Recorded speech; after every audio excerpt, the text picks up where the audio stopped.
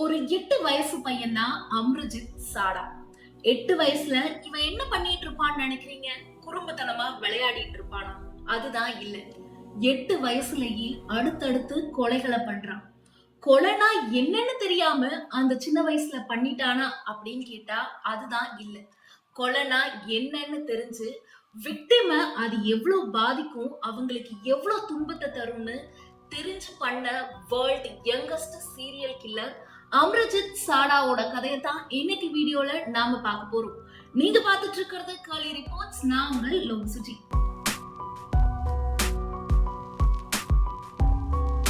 பீகார் மாநிலத்துல முசாகரி அப்படின்ற கிராமத்துல சதா அப்படின்னு ஒரு குடும்பம் இருக்கு. இந்த குடும்பத்துல பிறந்தவன் தான் அம்ரஜித் சாடா. இந்த குடும்பம் ரொம்பவே வறுமையான குடும்பமா இருக்கு. ஏகப்பட்ட குழந்தைகள் பிறந்து அம்ரஜித் சாடா கூடயே இறக்குது. இருந்தாலும் இவன் ஒரு ஆண் குழந்தை அப்படிங்கறதுனால ரொம்பவே செல்லமா வளர்க்கப்படுறான் வீட்டுல. இப்படி இருக்கிற நிலையில தான் அவன் வீட்டுல ஒரு நாள் அவனுடைய மாமாவோட குழந்தை இறக்குது. 6 வயசு குழந்தை இறக்குறத கிராமமே ஆச்சரியமா பாக்குது. காரணம், அந்த குழந்தை ஏன் இறந்துச்சு, எப்படி இறந்துச்சுன்னு யாருக்குமே தெரியல. கிராமத்துல எப்பவுமே அக்கம் பக்கத்துல என்ன நடந்துச்சு, ஏது நடந்துச்சு அப்படின்னு விசாரிக்கிறது வழக்கமா தான் இருக்கும். அப்படி விசாரிக்கும் போது இந்த 6 வயசு குழந்தைக்கு என்ன நடந்துச்சு அப்படின்னு அந்த குடும்பத்துல இருந்து யாருமே வெளில சொல்ல மாட்டாங்க. சோ அப்பவே ஏதோ ஒண்ணு மர்மமா இருக்கு அப்படின்னு கிராமத்து மக்கள் எல்லாருமே நினைக்கிறாங்க. சோ இந்த குழந்தை இறந்து ஒரு சில மாதங்கள் கழிச்சு அம்ரஜித் சாடாவோட கூட பிறந்த ஒரு பெண் குழந்தையும் இறக்குது. 9 மாசமே ஆன அந்த குழந்தை ஏன் இறக்குது அப்படின்னு அந்த கிராமத்துல இருக்கிற யாருக்குமே தெரியல. என்னடா இது, இந்த குடும்பம் மர்மத்துக்கு மேல மர்மமா இருக்கே, என்ன ஆச்சு அப்படின்னு கிராம மக்கள் எல்லாருமே விழி பிதுங்கி போறாங்க. அந்த குடும்பத்துக்கிட்ட இதை பத்தி கேட்டாலுமே இது எங்க குடும்ப விவகாரம், இதை பத்தி எல்லாம் கேட்காதீங்க அப்படின்னு கிராமத்து மக்கள் கிட்ட இருந்து இவங்க விலகியே இருக்காங்க. இப்படி அம்ரஜித் சாடா குடும்பத்தை சேர்ந்த 2 பெண் குழந்தைகளும் எப்படி இறந்தாங்கன்னே தெரியாம இருக்கும் போதுதான் அந்த குடும்பத்துல இல்லாத இன்னொரு குழந்தை காணாம போகுது. அந்த குழந்தை பேரு குஷ்பு. குஷ்புவோட அம்மா பால்வாடியில அந்த குழந்தைய விட்டுட்டு போறாங்க. மார்க்கெட்டுக்கு போகணும் அப்படின்னு நினைக்கிற குஷ்புவோட அம்மா அந்த குழந்தைய பாத்துக்க முடியாம பால்வாடியில விட்டுட்டு போனா பத்திரமா இருக்கும், நம்ம திருப்பி வந்து குழந்தைய பாத்துக்கலாம் அப்படின்னு நினைச்சு குழந்தைய பால்வாடியில விட்டுட்டு மார்க்கெட் போயிட்டு திரும்பி வர குஷ்புவோட அம்மா குஷ்புவை பால்வாடியில காணும் அப்படின்னு தேடுறாங்க. அங்க வந்து பார்த்து அவங்களுக்கு மிகப்பெரிய அதிர்ச்சியா இருக்கு. குழந்தை எங்க போச்சு அப்படின்ற விஷயம் யாருக்குமே தெரியல. ஊர்ல யார பார்த்தாலும் என் குழந்தைய பாத்தீங்களா, எங்க போச்சுன்னு தெரியல அப்படின்னு ஒவ்வொருத்தங்களா கேக்குறாங்க. குறிப்பா அந்த பால்வாடிய பாத்துட்டு இருக்கவங்க கிட்ட நீங்க குழந்தைய பாத்தீங்களா, உங்க கண்ணுக்கு தெரியாம குழந்தை எங்க போயிருக்கும் அப்படின்ற மாதிரி அடுத்தடுத்து குஷ்புவோட அம்மா கேள்விகளை கேக்குறாங்க. இருந்தாலும் அவங்க குழந்தை எங்க போச்சு அப்படின்னு அவங்களுக்கு தெரியல. ரொம்பவே டென்ஷனான இவங்க சதா குடும்பத்துக்கிட்டையும் போய் நடந்த விஷயத்தெல்லாம் சொல்லி என் குழந்தைய காணும் அப்படின்னு சொல்றாங்க. சதா குடும்பம் அவங்கள போலீஸ் கிட்ட போக சொல்லி வற்புறுத்துறாங்க. முசாகரில இருந்து கொஞ்ச தூரத்துல இருக்கிற பகுசாரி அப்படின்ற காவல் நிலையத்துக்கு போன குஷ்புவோட அம்மா என்ன நடந்துச்சு அப்படின்னு போலீஸ் கிட்ட சொல்றாங்க. குழந்தைய எங்க விட்டுட்டு போன, எப்ப இருந்து காணும், யாருமே பார்க்கல, இந்த மாதிரி பல தகவல்களை அடுத்தடுத்து போலீஸ் கிட்ட சொல்றாங்க. அப்போ போலீஸ்க்கு சந்தேகம் ஏற்படுறதெல்லாம் ஒரே ஒருத்த மேலதான். அந்த ஒரு சந்தேகப்படும் நபரை தேடி முசாகரி கிராமத்துக்கு வராங்க போலீசார். அங்க சின்ன குழந்தைகள்லாம் கூட்டமா விளையாடிட்டு இருக்கு. எப்பவும் அந்த குழந்தைகள் விளையாடுற அதே இடத்துலதான் அந்த குழந்தைகள் விளையாடிட்டு இருக்கு. அங்க போறாங்க போலீசார். அங்க போய் ஒரே ஒரு பையனை மட்டும் தனியா அழைச்சிட்டு வராங்க. அந்த பையனை கூப்பிட்டு இந்த மாதிரி குஷ்புன்ற குழந்தைய காணும், உனக்கு தெரியுமா அப்படின்னு கேக்குறாங்க. இதுக்கு போலீசார் என்ன எதிர்பார்க்கறாங்கன்னா, அந்த பையன் தெரியும் தெரியாது இந்த மாதிரி ஏதாவது ஒரு பதில சொல்லுவான், சோ அதன் மூலமா நம்ம குழந்தை எங்க இருக்குன்னு கண்டுபிடிக்கலாம் அப்படின்னு நினைச்சுதான் அந்த பையனை கூப்பிட்டு போலீசார் விசாரிக்கிறாங்க. ஆனா அந்த பையன் அவ எங்கேயும் காணலாம் போல, நான் தான் அவளை கொன்னுட்டேன் அப்படின்னு ரொம்ப அசால்ட்டா பதில் சொல்றான். அவ சொல்ற அந்த பதில் போலீசாருக்கு அதிர்ச்சியாவும் இருக்கு, நம்ப முடியாததாகவும் இருக்கு. காரணம், அந்த பதில அவன் சிரிச்சுக்கிட்டே சொல்றது. போலீசார் அதிர்ந்து போறாங்க. எங்க நீ எங்க கொன்ன காமி அப்படின்னு அவனை திருப்பி கேள்வி கேட்கிறாங்க. அப்போ போலீசார அவன் ஒரு இடத்துக்கு அழைச்சிட்டு போறான். போலீஸும் அதிர்ச்சியோடயே அவன் பின்னாடியே போறாங்க. போலீசார் பின்னாடி கிராம மக்களும் என்ன நடக்குதுன்னு புரியாம பின்னாடியே போயிட்டு இருக்காங்க. அப்பதான் அந்த பால்வாடிக்கு பின்னாடி இருக்கிற ஒரு கால்வாயில அந்த குழந்தைய அடிச்சு கொன்னு புதைச்ச பணத்தை காட்டுறான் அம்ரஜித் சாடா. இத பார்த்த போலீஸ் அதிர்ந்து போறாங்க. அவன் சொன்னதுதான் உண்மை அப்படின்னு நம்பி உடனே அந்த சின்ன பையனை அரெஸ்ட் பண்ணிட்டு காவல் நிலையத்துக்கு போறாங்க. காவல் நிலையத்துக்கு போய் என்ன நடந்துச்சு ஏது நடந்துச்சுன்னு ஒவ்வொரு விஷயமா அவனை உட்கார வச்சு கேக்குறாங்க. ஆனா அவன்கிட்ட எதுக்குமே பதில் இல்ல. ஆனா ஒரு திமிரான ஆட்டிடியூட் மட்டும் இருக்கு. இத பார்த்த போலீஸ்க்கு இன்னுமே கோபம் வருது. குறிப்பா காவலர் ஷாரத்துக் குமார் அப்படிங்கிறவர் தான் இவனை இன்வெஸ்டிகேட் பண்றாரு. இவனோட இந்த திமிரான ஆட்டிடியூட பார்த்து அவனுக்கு சரியான கோபம் வருது. இருந்தாலும் தான் கண் முன்னாடி இருக்கிறது வெறும் 8 வயசு பையன் அப்படிங்கறதுனால எந்தவித பதட்டமும் இல்லாம அவனை மெதுவா இன்வெஸ்டிகேட் பண்ண ஆரம்பிக்கிறாரு. நான் உங்களுக்கு பதில் சொல்லணும் அப்படின்னா எனக்கு பிஸ்கெட் வாங்கி கொடுங்க அப்படின்னு ரொம்ப அசால்ட்டா அந்த 8 வயசு பையன் கேக்குறான். இதனால உடனே பிஸ்கெட் பாக்கெட்டை வாங்கி அவன் கையில கொடுத்துட்டு என்ன நடந்துச்சு அப்படின்னு கேக்குறாங்க போலீசார். உடனே சிரிச்சுக்கிட்டே தான் குஷ்புவை கொண்ட கதையை சொல்றான் அம்ரஜித் சாடா.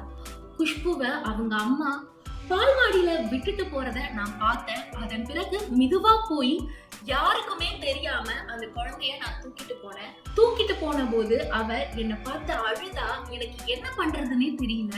என்னென்னவோ பண்ணி அவ அலறத கண்ட்ரோல் பண்ண பார்த்தேன். அது என்னால முடியல. அதனால ஒரு கல்லை எடுத்து அவ மூச்சிலேயே அடி நான் அடிச்சேன். அவ அதுக்கப்புறம் இறந்துட்டா. அவளை கல்லால அடிக்கும் போது அந்த கல்லெல்லாம் ரத்தமா இருந்துச்சு. அது பார்க்கவே நல்லா இருந்துச்சு அப்படின்னு சிரிச்சுக்கிட்டே தான் செஞ்ச கொடூரமான அந்த செயலை போலீஸார் கிட்ட சொல்றான். இத பார்த்த போலீஸ் அதிர்ச்சி அடைஞ்சு முடியறதுக்குள்ள தான் செஞ்ச அடுத்தடுத்த கொலைகளையும் அவன் சொல்றான். அவன் பண்ண முதல் கொலை அவனுக்கு 8 வயசு இருக்கும் போது 2006ல அவனுடைய 6 வயசு மாமா பொண்ணுதான். வெளியூருக்கு வேலைக்கு போறதுக்காக பிளான் பண்ணிட்டு இருக்க அவங்க அத்தை தன்னோட பொண்ணை கொண்டு வந்து அம்ரஜித் சாடாவோட அம்மா கிட்ட விட்டுட்டு என் பொண்ணை நீங்க பாத்துக்கோங்க, 2-3 நாள்ல வந்து நான் திருப்பி அழைச்சிக்கிறேன் அப்படின்னு சொல்லிட்டு போறாங்க. இந்த நிலைமையில தான் அம்ரஜித் சாடாவோட அம்மா பக்கத்துல இருக்க மார்க்கெட்டுக்கு போகணும் அப்படின்ற காரணத்தினால குழந்தைய அம்ரஜித் சாடா கிட்ட விட்டுட்டு போறாங்க. விட்டுட்டு போன குழந்தைய முதல்ல அவன் கிள்ளி பாக்குறான். அந்த சின்ன குழந்தைய கிள்ளன உடனே அதை அழறத பார்க்கும்போது இவனுக்கு ஏதோ ஒரு வித ஆனந்தம் வந்திருக்கு.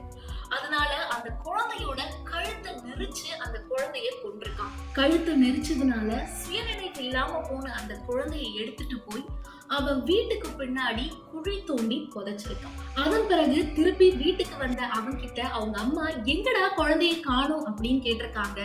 நான் தாமா பொண்ணு இங்க புதைச்சிட்ட அப்படின்னு சிரிச்சுட்டே பதில் சொல்லியிருக்கான்.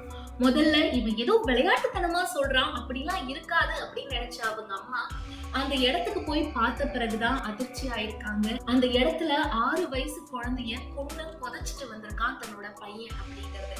இத அவனுடைய அப்பா கிட்டையும் அந்த குழந்தையோட அப்பாவான இவனோட மாமா கிட்டையும் சொல்லியிருக்காங்க. அதை கேட்டு குடும்பமே ஷாக் ஆயிருக்கு. இருந்தாலும் இத பத்தி போலீசார் கிட்ட எந்த தகவலும் சொல்லல. காரணம் அவன் ஒரு ஆண் குழந்தை, அது மட்டும் இல்லாம 8 வயசே ஆன சின்ன குழந்தை. இத பத்தி வெளில சொன்னா அவனுடைய எதிர்காலத்துக்கு தான் பாதிப்பு அப்படின்னு நினைச்ச அவனுடைய அப்பா அவங்க மாமா கிட்ட கெஞ்சி கேட்டு இந்த விஷயத்த வெளியவே வரவிடாம பண்ணியிருக்காரு. இதன் பிறகு சும்மா இல்ல அம்ரஜித் சாடா. அதன் பிறகு அவன் கூட பிறந்த தங்கையே கொண்டு இருக்கான். 9 மாச குழந்தைய வச்சுக்கிட்டு அவங்க அம்மா ரொம்பவே கஷ்டப்பட்டிருக்காங்கன்னு சொல்லலாம். காரணம் தான் பையன் இந்த மாதிரி ஏற்கனவே ஒரு கொலை பண்ணியிருக்கான், எங்க நம்மளோட இந்த குழந்தையும் கொன்னுடுவானோ அப்படின்னு பயந்து ஒவ்வொரு நாள் இரவும் தூங்காம அந்த குழந்தைய பார்த்துக்கிட்டே இருப்பாங்களாம். ஆனா ஒரு நாள் அம்மாவும் அப்பாவும் மெய் மறந்து தூங்கி இருக்காங்க. அந்த நேரம் குழந்தை மூச்சு பயிற்சி இல்லாம கிடக்கு. குழந்தைக்கு பால் கொடுக்கலான்னு 9 மாத குழந்தைய தூக்க வந்த அவங்க அம்மா அதிர்ச்சி ஆயிருக்காங்க. குழந்தைய நீ தொட்டியா, என்ன ஆச்சு அப்படின்னு கேட்கும்போது அப்பவும் கொஞ்சம் கூட எந்த கவலையும் எந்த பயமும் இல்லாம நான் தான் கொன்னுட்டேன் அப்படின்னு சொல்லியிருக்கான். இத கேட்டு அவங்க குடும்பம் மேலும் அதிர்ச்சி அடைஞ்சிருக்காங்க. ஆனா திரும்பவும் அவன் சின்ன குழந்தை அப்படின்ற அந்த காரணத்தினால அந்த விஷயத்தையும் வெளில சொல்லாம கிராம மக்கள் கிட்ட இருந்து மறைக்கிறாங்க. இப்படி அம்ரஜித் சாடாவோட குடும்பம் அடுத்தடுத்து 2 கொலைகளை மறைச்சதுதான் 3வதா குஷ்புன்ற குழந்தை பலியாகிறதுக்கும் காரணமா இருந்திருக்கு. இந்த மாதிரி தன்னுடைய எல்லா கதைகளையும் போலீசார் கிட்ட சொல்லி முடிக்கிறான் அம்ரஜித் சாடா. இதை எல்லாத்தையும் கேட்டு அதிர்ச்சியாகி நிக்கிறாங்க போலீசார். ஆனா இதை எல்லாத்தையும் சொல்லியும் எந்தவித பதட்டமும் கவலையும் இல்லாம ஜாலியா 8 வயசு பையனா சந்தோஷமா இருந்துகிட்டு இருக்கான் அம்ரஜித் சாடா. இந்த மாதிரி அடுத்தடுத்து 8 கொலைகளை பண்ண அம்ரஜித் சாடாவை எதுவுமே நீதிமன்றத்தால பண்ண முடியல. அவனுக்கு கிடைச்ச அதிகபட்ச தண்டனை சிறுவர் சீர்திருத்த பள்ளியில 18 வயசு முடிகிற வரைக்கும் இருக்கணும் அப்படிங்கிறதுதான். 18 வயசு வரைக்கும் அவ சிறுவர் சீர்திருத்த பள்ளியில போடப்பட்டாலும் அந்த பள்ளியிலையும் எல்லா மாணவர்கள் கிட்ட இருந்தும் அவன் ஒதுக்கிதான் வைக்கப்படுறான். குறிப்பா அவனுக்குன்னு தனி அறை ஒதுக்கப்பட்டு அங்கேயும் தனிமைப்படுத்தப்பட்டுதான் இருக்கான் அம்ரஜித் சாடா.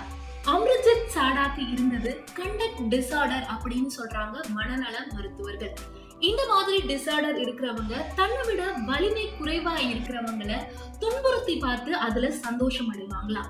இப்படி ஒரு டிசார்டராலதான் இந்த மாதிரி கொலைகளை அம்ரஜித் சாடா பண்ணியிருக்கான் அப்படின்னு மனநல மருத்துவர்கள் சொல்றாங்க. அது மட்டும் இல்லாம அம்ரஜித் சாடா ட்ரீட்மெண்டால குணப்படுத்தப்பட்டான் அந்த சிறுவர் சீர்திருத்த பள்ளியிலேயே அப்படின்னு மனநல மருத்துவர்கள் சொல்றாங்க. இப்போ 2024 அம்ரஜித் சாடாவுக்கு கரெக்டா 26 வயசு இருந்திருக்கணும். இப்போ அம்ரஜித் சாடா வேற ஒரு ஐடென்டிட்டியோட வேற ஒரு ஆளா இந்த உலகத்துக்குள்ளதான் வாழ்ந்துகிட்டு இருக்கான். ஆனா அவன் இப்பவும் இதே மனநிலையில இருப்பானா, அவனுடைய மனநிலை மாறி இருக்குமா அப்படின்றதெல்லாம் கேள்விக்குறிதான். 8 வயசுலேயே அடுத்தடுத்து 3 கொலைகளை பண்ண வேர்ல்ட் யங்கஸ்ட் சீரியல் கில்லரான அம்ரஜித் சாடாவோட கதையை தான் இன்னைக்கு வீடியோல பார்த்தோம். இந்த மாதிரி அடுத்தடுத்து நிறைய தகவல்களை தெரிஞ்சுக்க கேர்லி ரிப்போர்ட்ஸை மறக்காம ஃபாலோ பண்ணுங்க. இதே மாதிரி இன்னொரு வீடியோல உங்களை சந்திக்கிறவரை உங்ககிட்ட இருந்து விடைபெறுறது நான் லோகு சுஜி.